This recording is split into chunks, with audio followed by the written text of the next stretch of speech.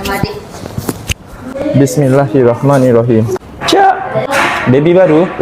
Restock mocha. No, bukan mocha, coklat. Hey, sayang. Engkaulah gadis idaman. Makan awak. Dia tengah sign. Semua benda nak jatuh susah. Adik, jangan buang-buang makanan. Jangan yang elok. Tak nak yang itu. Okey, terima kasih. Bismillahirrahmanirrahim. Is it me you're looking for? Ayo mana? Yeah. Yeay, pizza. So pizza dah sampai. Bismillah. Nanti dah sejuk dia tak sedap. Orang kata lepas makan jangan baring kan. Tengok anak saya lepas makan baring. Relax, no problem. Adik happy tak? Sebab dia kata dia belanja pizza.